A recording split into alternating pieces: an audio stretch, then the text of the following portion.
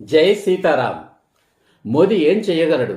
ఒకరిద్దరు అవినీతి పరులైతే వాళ్లను శిక్షించగలడు. మూడవసారి ప్రధానిని చేశారు, కానీ పార్లమెంటులో మెజారిటీ తగ్గించారు. కానీ ఈసారి అవినీతిని అంతం చేస్తానని పంతం పట్టాడు మోదీ.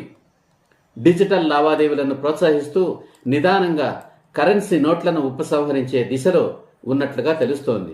అంతేకాదు, అవినీతి అధికారులపై 4 కోట్ల పైచిలుకు ఫిర్యాదులు అందాయని, వాటి మీద చర్యలు తీసుకునే పనిలో మోదీ ఉన్నాడని తెలుస్తోంది. అవినీతి పరుల భరతం తప్పక పడతాడు మిస్టర్ క్లీన్ మోదీ. మోదీ పని మోదీ చేస్తాడు, మరి మన పని మనం చెయ్యాలి కదా. దేశంలోని సీతమ్మ లాంటి మహిళామ తల్లులు దేశం కోసం అడుగు ముందుకు వేయవలసిన సమయం వచ్చింది. ప్రజల జీవితాలను, దేశాన్ని నాశనం చేయడమే కాక తమ శీలాలకు, ఆత్మగౌరవానికి, చివరికి ఉనికికే భంగం కలిగించే పురుషుల అవినీతి సంపాదన మహిళలకు అవసరమా? వ్యతిరేకించండి.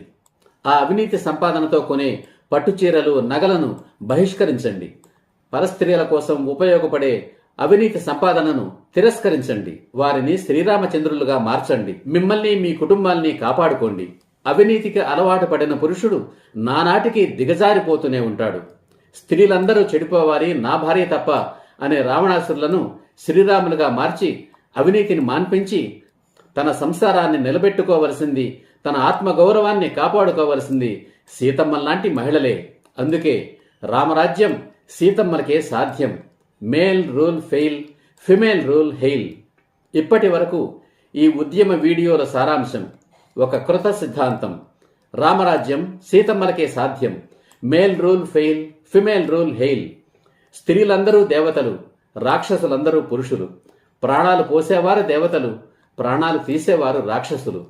చెడిపోయిన ప్రతి స్త్రీ వెనుక ఒక పురుషుడు ఉంటాడు. అతడు తండ్రి కావచ్చు, భర్త కావచ్చు, లేదా కొడుకు కావచ్చు. స్త్రీలందరూ చెడిపోవాలి, నా భార్య తప్ప అనే రావణాసురులు నానాటికి ఎక్కువవుతున్నారు. రావణాసురులను శ్రీరాములుగా మార్చడం, తద్వారా రామరాజ్యాన్ని స్థాపించడం సీతమ్మలాంటి మహిళలకే సాధ్యం. ఈ సిద్ధాంతానికి ఆధారం మహిళలు, మార్గం మహిళల ఆత్మగౌరవం, లక్ష్యం సకల జన శ్రేయోరాజ్యం రామరాజ్యం. ఈ ఉద్యమంలో మొదటి అడుగు విడాకుల చట్టం రద్దు. అంతవరకు విడాకుల చట్టాన్ని మర్చిపోయి మన కుటుంబాలను కాపాడుకోవడం.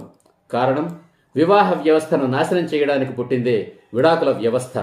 రెండవ అడుగు నిజమైన మహిళా సాధికారత.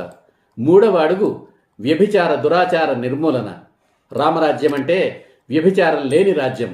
రామరాజ్యం is where there is no prostitution. జై హింద్, జై సీతారాం.